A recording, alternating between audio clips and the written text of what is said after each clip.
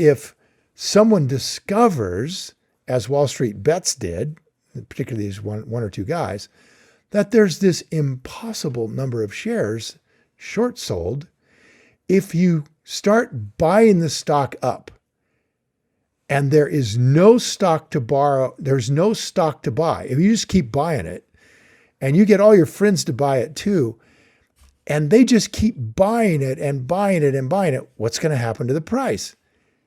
It's going to go up. Go crazy up. Crazy up, because there's pretty soon no sellers. If you got this group of guys who are like, buy it and hold it, we're going to drive these guys crazy. Pretty soon you have no sellers. You've got that whole bunch of big buyers that bought the stock from the short sellers in the first place.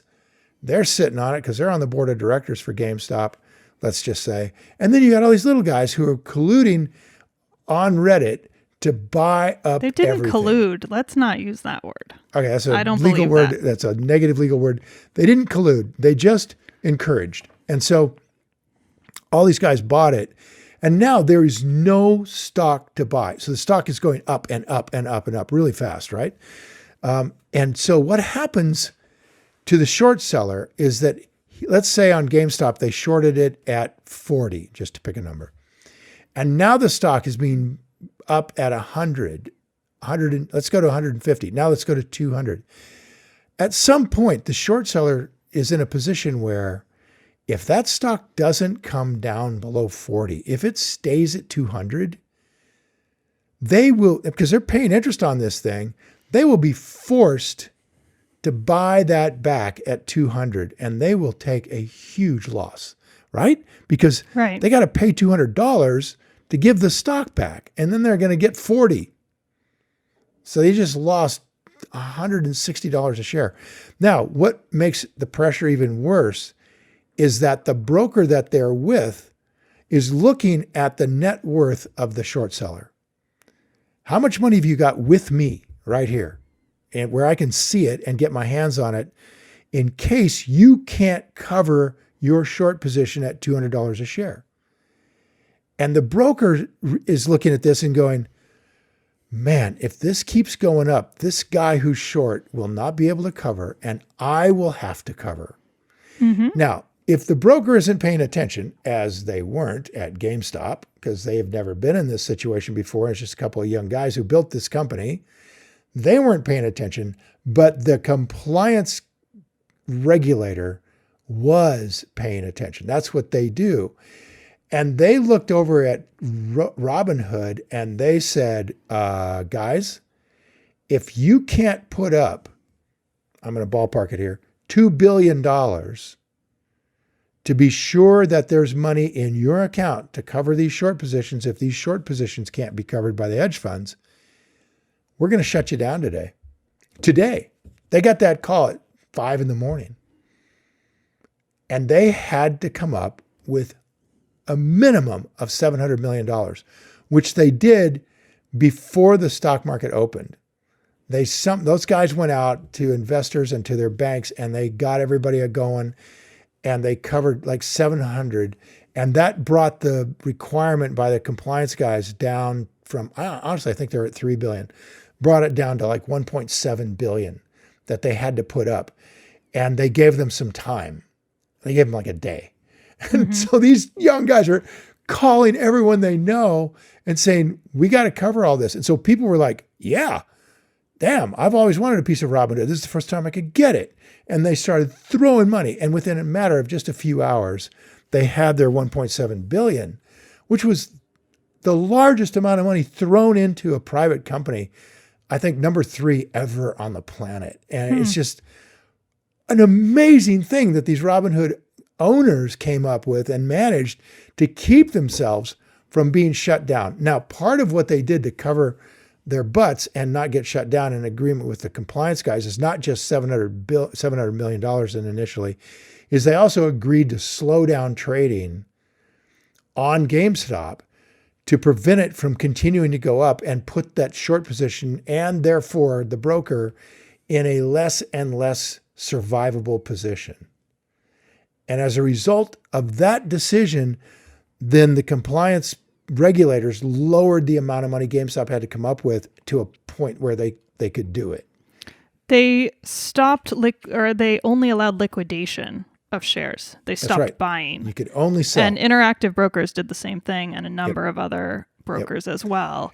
And there was this huge controversy that it was all like a conspiracy against the small individual investor who wanted to buy the stock. Brokers were having a conspiracy. Well, I mean, yeah, Robinhood. that's an idea that's out there. And Right. it's not that. It's that they were, as you just said, they were forced to do this in order to literally be able to clear the trades that were happening because they did not have enough money in the background. It was Let's do get that or back shut to down. Julie's question here. Okay, so that was What that do was a you long thing. think about short selling first thing and is you in can't- general market but specifically shorting, she asked. All right, so the first thing is that this is the same idea, the same general idea of the idea that you can have more people having a right to something than exists, than the thing exists, okay? Yeah. That idea is a nuclear weapon in finance.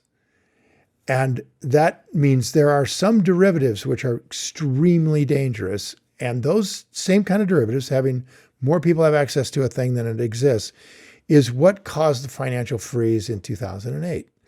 Same exact thing, except in this case, it was mortgage bonds that were insured, and then the insurance was replicated multiple times by synthetic insurance.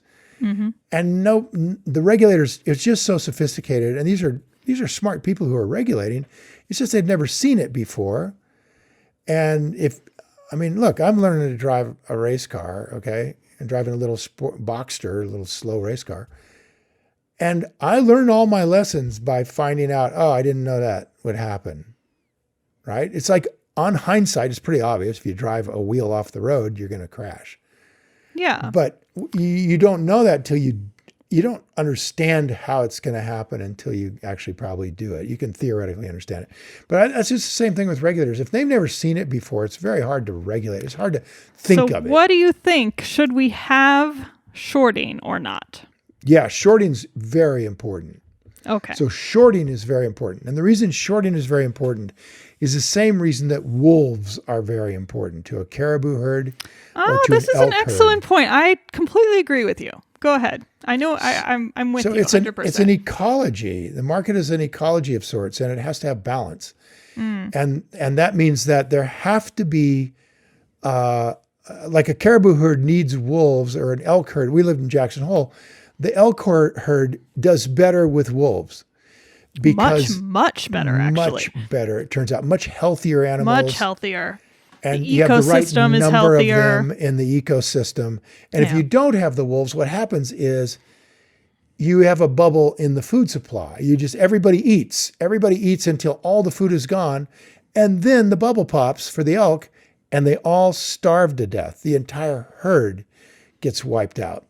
Or they get some disease and they all get wiped out. So a balanced ecological system in finance, in the markets, need to have the wolves. And what the wolves do is they ferret out the liars. They ferret out frauds and failures and fads.